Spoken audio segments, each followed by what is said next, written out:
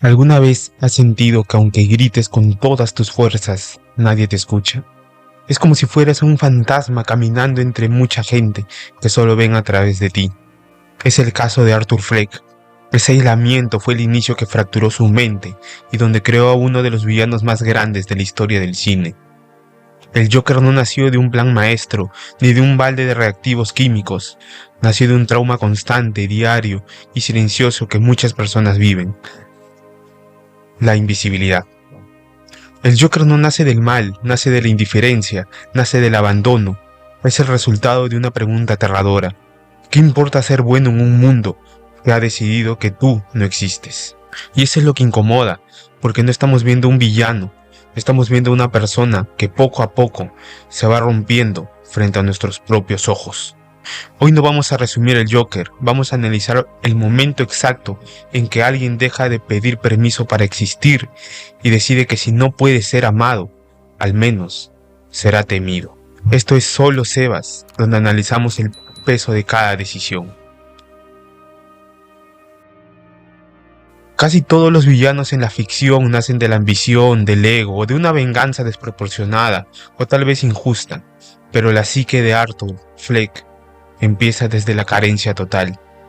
Su única lucha es que el mundo valide su existencia. Y Gotham no es solo un fondo, es la representación de una sociedad enferma, una sociedad ahogada en la falta de empatía. Arthur sobrevive como payaso, cuida a su madre y trata de mantener la cordura escribiendo en su diario. Él intenta seguir las reglas de un mundo que lo rechaza, pero el cerebro humano tiene un límite para el desprecio. El Joker no nació del odio, nació de algo mucho peor, la indiferencia. Porque cuando el mundo te ignora, cuando pides ayuda y solo recibes silencio, empiezas a romperte poco a poco. Empiezas a dudar de ti, de si verdaderamente existes o de si verdaderamente importas. Arthur intentó hacer lo correcto, intentó encajar, intentó seguir las reglas, pero hay un problema con eso. Las reglas solo funcionan si el mundo también las cumple, si el resto de personas también los cumple, o si el resto de la sociedad también los cumple. Y en ese caso, la sociedad ya había dejado de hacerlo. Para entender a Arthur hay que entender su diagnóstico. Él no era psicópata, era un hombre con un daño emocional profundo y una condición neurológica que lo obligaba a reír cuando en realidad sentía pánico o tristeza o ansiedad. Imagina la tortura de sufrir y que el mundo se burle de tu dolor porque pareces feliz. Él es plenamente consciente de que su mente está enferma, de que está mal, pero se aferra a la terapia del Estado y de sus medicamentos. Es su único mecanismo de supervivencia, pero entonces el sistema le quita esa red de supervivencia de la forma más cruel, más vil posible. Un recorte de presupuesto, una decisión burocrática que convierte en el detonante de su caída. Su trabajadora social, sin empatía alguna, le informa que el programa se cancela. No hay más terapias, las pastillas se han acabado. El Estado hace un cálculo frío y decide que la salud mental de personas como Arthur Fleck es un gasto que no vale la pena. El sistema deja de sostenerlo. Una decisión fría y de pronto ya no hay terapia, ya no hay medicación, ya no tienes a nadie. Arthur no se rompió en un solo día, se fue rompiendo poco a poco. Hay una frase que lo resume todo. A ellos no les importas tú, y para ser honesto, tampoco les importo yo. They don't give a shit about people like you, Arthur. And they really don't give a shit about people like me either. Y ahí está el verdadero problema. Arthur no cae por un gran trauma, cae por la indiferencia. Porque cuando el sistema te suelda, te está dejando caer. Y seamos honestos, es algo común que pasa en nuestra sociedad. El Estado le da la espalda a su gente, a su pueblo. Creamos barreras invisibles pero insuperables para acceder, mientras la seguridad es ineficiente y solo parece proteger a unos cuantos.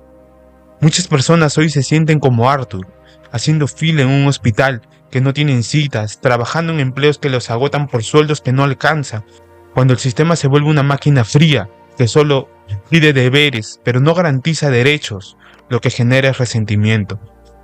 El Joker no es una fantasía de cómics, es el síntoma de una sociedad que dejó de ser humana para convertirse en una fila de trámites sin salidas.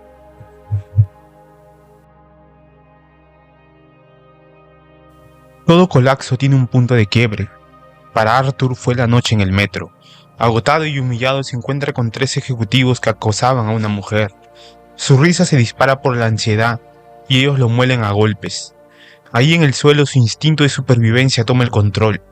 Se defiende cruzando una línea moral irreversible. Pero lo verdaderamente fascinante y aterrador es la catarsis que él experimenta después. Arthur no siente culpa, siente liberación. No actuó para volverse un criminal, reaccionó porque por primera vez en su vida una acción suya tuvo un impacto en el mundo real. Dejó de ser un fantasma en ese momento. Aquí Arthur descubrió que durante años intentó ser una buena persona, pero nadie lo veía, era invisible. Pero en el momento en que el mundo le tuvo miedo, todo cambió. De repente existe, salen las noticias, la gente empieza a hablar de él, todos lo miran, y eso deja una pregunta incómoda. ¿Estamos ignorando tanto el dolor que solo reaccionamos cuando aparece la violencia? Para Arthur, ese caos fue la primera vez en su vida que sintió que tenía el control de algo. La identidad es algo inherente al ser humano, donde todos necesitamos saber de dónde venimos para saber quiénes somos. Arthur, en medio de su delirio, se aferra a una fantasía. Cree que el millonario Thomas Wayne es su padre biológico. Esta no es solo una búsqueda de dinero, es la búsqueda desesperada de una figura paterna que le dé sentido a su propia existencia, que lo rescate de su realidad marginal. Arthur no quería dinero, quería algo mucho más simple, quería que alguien le diga que verdaderamente sí importa. Pero lo único que recibió fue rechazo y un mensaje claro: no perteneces aquí. Y entonces pasa algo peor. Arthur descubre que toda su vida fue una mentira, que fue adoptado, que fue maltratado y que la única persona que debió protegerlo lo ocultó. En ese momento no pierde el control, pierde algo más importante, su identidad. Y cuando una persona deja de saber quién es, puede convertirse en cualquier cosa. Y la pregunta es, ¿qué tan peligroso puede ser alguien que ya no tiene nada que perder?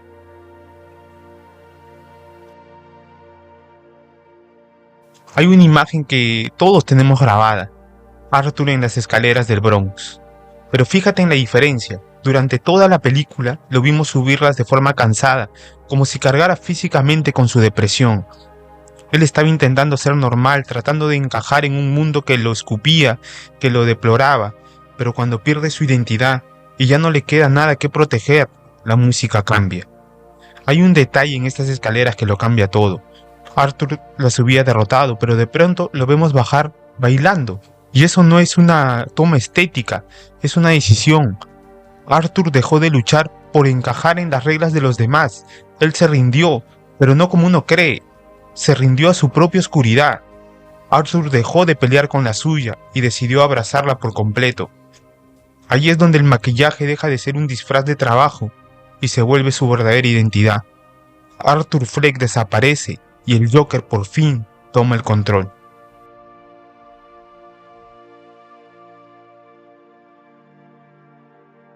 El clímax ocurre en el altar de la sociedad moderna, la televisión en vivo.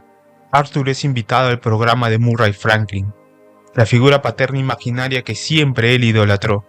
Pero la televisión no tiene empatía, no le invitan por su talento, lo invitan por el morbo. Quieren usar su enfermedad mental y su fracaso en la comedia para subir el rating. Quieren exhibirlo. Hoy en día el entretenimiento tiene algo bien oscuro. Les encanta ver cómo humillan a los demás. La gente busca ver a alguien rompiéndose en vivo por un poco de rating. Murray pensó que estaba invitando a un payaso inofensivo para burlarse de él frente a todo el país, pero cometió un error fatal. Creyó que Arthur todavía necesitaba que lo aceptaran. Lo que Murray no entendió es que cuando una persona pierde la vergüenza, pierde también el miedo. El Joker no fue a ese programa a contar chistes, fue a demostrar que el verdadero chiste era toda esa gente que se sentaba a reírse de su dolor. En un ambiente cargado de tensión, el Joker hace la pregunta que refleja a todo Gotham.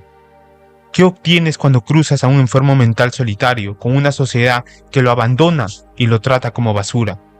¿Qué obtienes cuando cruzas un enfermo mental solitario con una sociedad que lo abandona y lo trata como una porquería? Te voy a decir lo que obtienes. Obtienes lo que putas mereces. Lo que pasa después no es un discurso político, es un grito de rabia contenido por años. El Joker no quería ser un líder, pero se convirtió en símbolo de una sociedad que ya no aguantaba más. Gotham no estalló por él, estalló porque ya estaba lleno de gente que, al igual que Arthur, se sentía invisible y maltratada. Para enmarcar esto, existe la teoría de las ventanas rotas, el cual dice que si un edificio tiene una ventana rota y nadie lo repara, el mensaje para el entorno es que hay un abandono total. Pronto la gente romperá más ventanas y se normalizará el deterioro, y al final el barrio entero colapsa hacia la criminalidad porque nadie le importó detener el primer daño. Arthur Fleck fue una ventana rota, una psique dañada que necesitaba reparación, ayuda, compasión, pero la sociedad entera decidió pasar de largo y pisar los cristales. Cuando se ignora a los que están sufriendo en silencio y se normaliza el abandono, es solo cuestión de tiempo para que todo lo que se construya termine estallando. Y esto no es solo un guión de una película. Mira lo que pasó recientemente en Nepal con la generación Z. Miles de jóvenes salieron a las calles no por un político, salieron porque se cansaron de un sistema que les cerraba las puertas, la falta de empleos y de un futuro que se sentía como un callejón sin salida. Al igual que en Gotham, cuando ignoras las necesidades básicas de toda una generación y dejas que sus esperanzas se rompan como las ventanas, ese sentimiento del abandono se convierte en combustible que se vivió en las calles de Nepal. Fue el resultado de años de ser ignorados.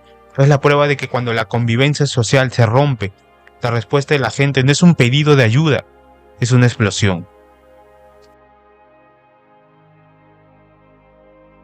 Es fácil etiquetar al Joker como un simple monstruo, ya que nos distancia de él, nos permite mantener intacta nuestra moralidad, pero el análisis de esta película nos quita esa comodidad, nos obliga a ver que la maldad no siempre nace de la oscuridad, a veces nace del abandono. Arthur Fleck era un hombre triste, atrapado en una espiral de dolor, al que nadie le tendió la mano. Y esa es la verdadera tragedia. Tuvimos que esperar a que Arthur Fleck se convirtiera en un monstruo para por fin prestarle atención. Este Joker no es un villano de cómic, es un espejo apuntando a la cara de nuestra sociedad. Es el resultado directo de lo que sucede cuando erradicamos la empatía de nuestro día a día. Como sentenció magistralmente otra encarnación del Joker en El Caballero de la Noche, la locura es exactamente como la gravedad. A veces todo lo que se necesita es un pequeño empujón, y a Arthur lo empujaron al vacío todos los días de su vida. Hemos analizado el quiebre mental de una persona abandonada.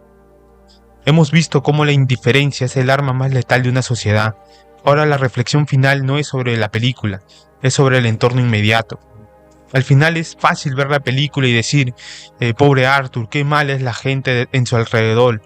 Pero seamos sinceros, en la vida real, cuando vemos a alguien que no encaja, a alguien que se ve raro, o que no habla bien, o que claramente no esté bien, nuestra primera reacción no es ir a ayudar, es alejarnos, es mirar el celular, es hacernos los desentendidos. Y es normal, a veces da miedo, te da miedo que esa persona te haga algo, que reaccione mal, o que te metas en un problema por ayudarle, por querer ayudarle. La indiferencia muchas veces es nuestro escudo para sentirnos seguros. Pero la película nos deja una pregunta incómoda, se puede decir, y me la hago yo también. ¿En qué momento ese miedo nos hizo olvidar que la otra persona también es un ser humano? Cuéntame tu experiencia en los comentarios y lo voy a estar leyendo. Esto es Solo Sebas y nos vemos en un próximo video.